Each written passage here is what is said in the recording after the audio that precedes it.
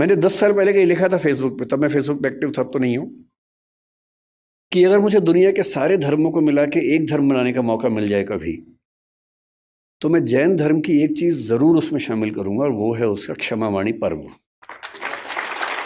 और वो इसलिए करूंगा कि बात आज की नहीं है, बात किसी भी दौर की है, आज की ज्यादा है। हम सब इतने व्यस्त हैं कि हम जिनसे जुड़े हैं, जो नजदीकी लोग हैं, दोस्त हैं, रिश्तेदार हैं, हमें पता भी नहीं चलता कब हमारे मुंह से कुछ ऐसा निकलता है कि उनको बुरा लग जाता है।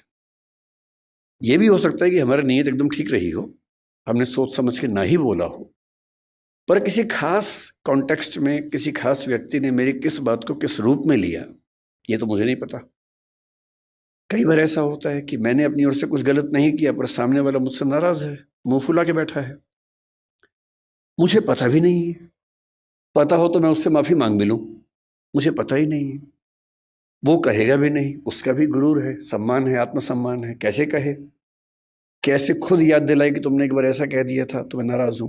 तो जब मैंने सुना कि मेरे मेरे बहुत सारे दोस्त जैन परिवारों से आते हैं, उनमें से एक ने 8-10 साल पहले जब मुझे पहली बार व्हाट्सएप पे भेजा मिच्छामी दुक्कड़म, तो मुझे लगा पता नहीं क्या स्पेलिंग मिस्टेक तो नहीं, क्या लिखा है।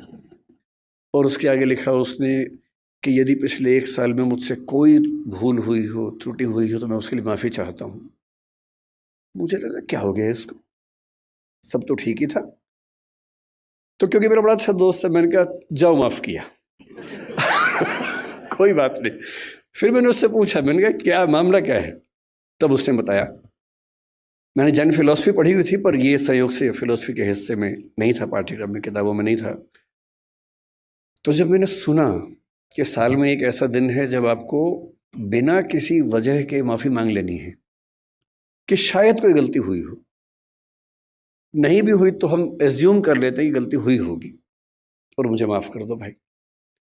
मुझे लगा कि किसी समाज के रिश्तों को इंटैक्ट रखने के लिए, बनाए रखने के लिए, ये कितना सुंदर त्योहार है। उस चीज़ की माफ़ी जो शायद मुझे याद भी नहीं। और अगर सब लोग इतने विनम्र हो जाएं, इतने हम्बल हो जाएं, तो झगड़ा किस बात का है फिर।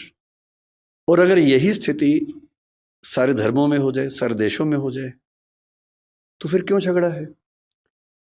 और अगर एक बार पाकिस्तान हमसे मिच्छामी दुक्कड़म कह दे तो दिक्कतें ही खत्म हो जाएंगी।